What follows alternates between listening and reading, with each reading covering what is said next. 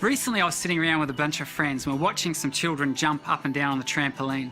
And one of the children jumped up and then they jumped down and they landed very, very poorly, literally got bent in half, and collectively all the adults groaned because we all knew that if that happened to us, we'd be spending 2 or 3 weeks in hospital. The child got up and bounced as if nothing ever happened. Indeed, there's benefits to being supple. And a sad reality, as we all know, is that as we age, we tend to lose that flexibility and that mobility. What I'm about to demonstrate and guide you through is a group of exercises that you can do to help reclaim that flexibility. And there's other benefits associated with doing that as well. For example, we know that when you stretch a muscle, it relaxes a muscle. And many of us experience a lot of muscular tension. And secondly, and get this, there's some evidence now that by stretching a muscle, you actually produce an analgesic effect. So it means that it can help with soreness. Let's check it out. There are many misconceptions when it comes to stretching. One of them is that before you exercise, you should always stretch. The latest evidence suggests that that's not necessary at all. In fact, it doesn't help with injury prevention, which is interesting. But more importantly, from our benefit, that is, you don't need to do a thorough warm-up before you stretch. And what that means is that any time of the day is a great time, even if you have just a few free minutes to do some stretching exercises. If you're serious about improving your flexibility, then it's after exercise when the muscles are thoroughly warmed up is probably the ideal time, but you can do these exercises any time of the day that you do have a few free moments. So let's check them out. And I have my friend here, Tish. Thanks for helping, Tish. And she's going to be helping me to demonstrate some of the exercises that you can do. We're going to start with the top, and essentially we're going to work our way down. And so the neck gets the first go. Now obviously many people experience a lot of neck pain and tension, and so these exercises can be used to take the neck through its range of motion. Our first exercise, Tish, if I get you to, it's just going to be chin into your chest and then looking back. And then you can repeat that process. Now many people say, how far should I go with it? Well, if you hear a snapping sound, you know you've gone too far. No, in truth, if you feel tension in the muscle, that's appropriate, but you shouldn't feel pain. So you want to keep it within that pain-free threshold. Okay, so there's the first exercise. Second one this time is from side to side, just bringing your ear close to one shoulder and then down to the other shoulder. That's excellent. And then our third activity is taking the the neck through its range of motion in this plane. So it's just looking from side to side. You know, the neck is a remarkable piece of engineering. It has the ability to flex and move in 3 different directions, front and back, side to side, and then in this plane also. However, it doesn't cope well with doing all of those simultaneously. And I'm not going to demonstrate because I don't want to be wearing a neck brace for the next few days, but you may have seen people doing big wide circles with their necks. That's actually not a great way to go. You're best exercising the neck in those 3 planes separately. The last exercise, neck exercise, that I'd like to demonstrate, because so many of us sit in front of our computer for so many hours a day, is we slump with our heads forward. And what I'll get you to do, Tish, is to take your fingers and just push your chin back. And essentially it's pushing your head not into a forward position, but into a more upright position, which is where it should be at. And when you do this exercise, and I encourage you to follow along as we're doing this, it will feel alien, it feels wrong, but in fact for many people this is the place that it should be. It's just that we've learnt these bad habits. So there's some exercises for the neck. The next exercise is for the back of the arm. And I'll get you just to turn a little bit if you can, Tish. And just raise your hand up high. That's it, hand behind your head now. And then reach over with the other hand and just pull the elbow, across behind the head. And you'll feel the stretch in these muscles here. And then you can change sides. And what I find fascinating about this exercise is, and you may find this yourself, some people will be quite flexible in one direction, but then on the other side, they don't have the same degree of mobility. Thanks, Tish. If you can turn around for a moment. I find this to myself, that one side I'm quite flexible and the other I'm not. And that's simply because when I go surfing, which I don't do near enough, I actually do my wetsuit up in that particular direction. And what that demonstrates is that even if it's not that regular, just doing it habitually, twice a week if you can, makes a world of difference to your level of mobility in that region. Okay, we can extend that exercise, so if you can just adopt that stretching position once again for us, Tish. This time with your feet shoulder width apart, and then just slowly leaning to the side, and you'll feel the stretch will go not just in the tricep muscles, but all these, for the anatomists amongst us, the latissimus dorsi, or the lat muscles. And that produces a good stretch along there. All right. The next stretch we're going to do, and I'll get you to spin around, is going to target these muscles here. These are referred to as the trapezius and the rhomboids, and these create a lot of people get a lot of tension in these muscles because we sit for so many hours with our shoulders slumped over. You can just spin around, Tish. What I'll get you to do is just to hold your hand out in front, take your elbow, and just bring that arm across your body.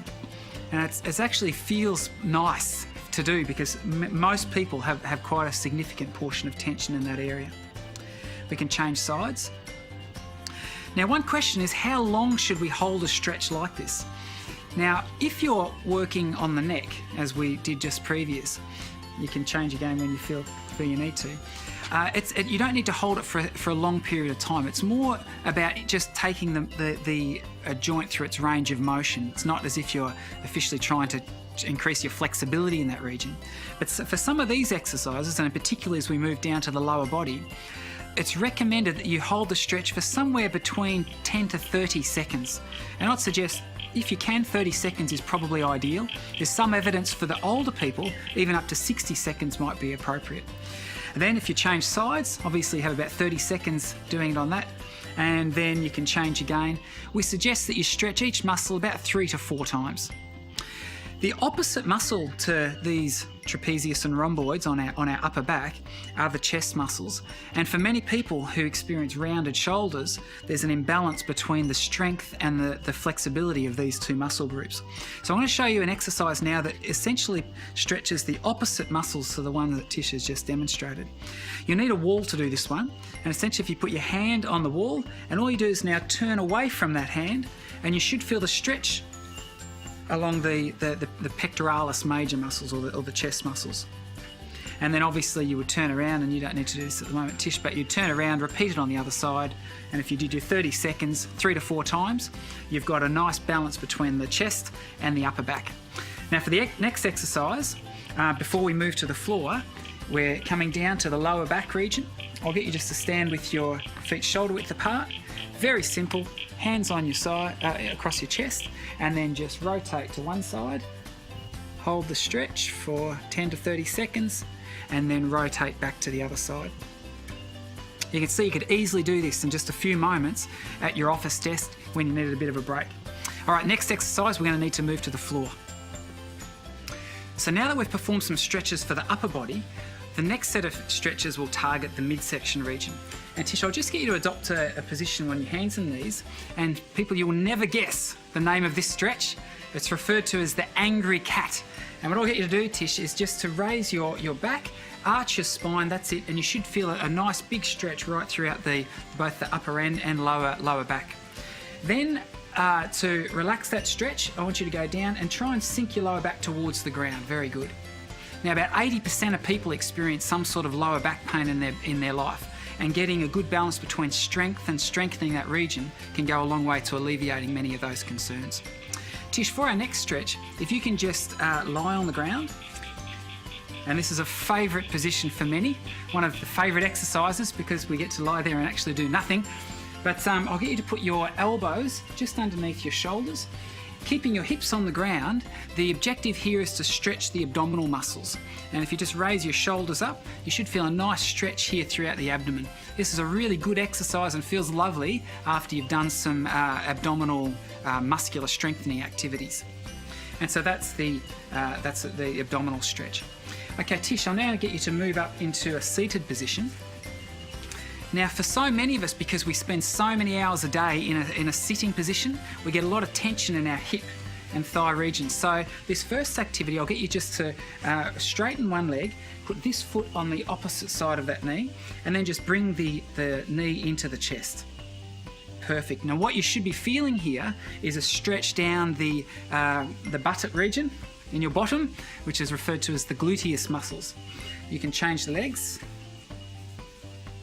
And this is an easy exercise that you can do even in a seated position. So your chair at work, for example, take a few moments to do this one. Many people have a lot of tension in that area, and it can make a big difference just doing this on a semi-regular basis. Okay, now last activity, Tish, I'll get you to straighten your legs out. And this targets the muscles in the back of the legs, which are the hamstring muscle group. And I'll just get you to lean forward, and you should feel the stretch down here on the back of the thighs. Now, if you find that you experience a bit of pain or tension behind your knees, then what you can do is just take your legs off lock. That's ideal, so that you should reduce the tension from that region. You'll feel it more in the hamstring. So, to go with the flow of working, stretching equal and opposite muscle groups, the muscles, this is targeting the muscles on the back of the thigh. Now we're going to need to stand up to stretch the muscles on the front of the thigh, which are the quadricep muscles. So now we've stretched the back of the thigh, now we're going to stretch the front of the thigh. And to do that, Tish, I'll get you to go up against the wall so that you've got a nice stable platform, because we're going to go into one leg here. What I'll get you to do is to take the instep of your foot, that's it, and just bring it up towards your bottom. And the area we're targeting here in the stretch where you should feel it is in the front portion of the thigh. If you don't feel it there, what you need to do is to push your knee back further and your hip forward. That's correct.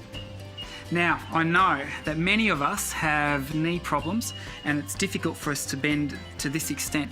So a modified version of this stretch, we can make use of a table. So Tish, I'll get you to turn around, and if you can once again steady yourself, but this time just put your foot on the edge of a bench or a low table if that's appropriate. And once again, if you don't feel enough stretch in that particular region, then what you need to do is push your hip forward and your knee back. Very good. Okay, those are the quadricep muscles being stretched. Another stretch that targets an area near to this, which we refer to as the hip flexors, is I'll get you to adopt a position 1 foot forward, 1 foot back. And all we do here is we, bending the front leg, keeping the back leg straight, push the hips forward. That's correct. And you should feel a stretch here more along the front of your thigh. And once again, because so many of us spend so much time bent at this point because we sit so much, a lot of people have a lot of tension in that area, and that can actually cause lower back pain in its own right. Our second last stretch, we're getting close to the end, Tish, is to adopt a shoulder width position with our feet, and we're going to stretch the muscles on the inside, our groin muscles, and all we do here is lean our weight on one leg and let the other leg straight, and you should feel the stretch on the inside of the thigh.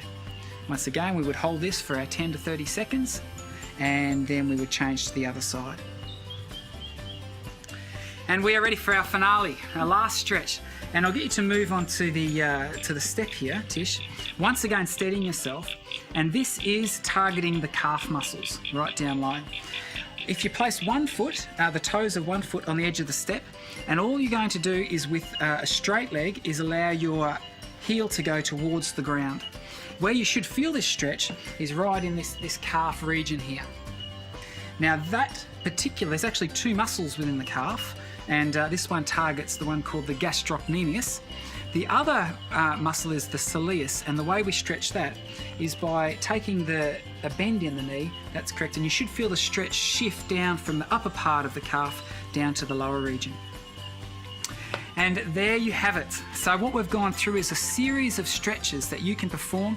You can see they don't require a lot of time, and as I indicated at the start, you don't need to be doing these following an exhaustive warm-up. So even if you have a few moments during the day just to capture some of these stretches, it can go a long way to promoting muscular relaxation and easing a lot of muscle tension.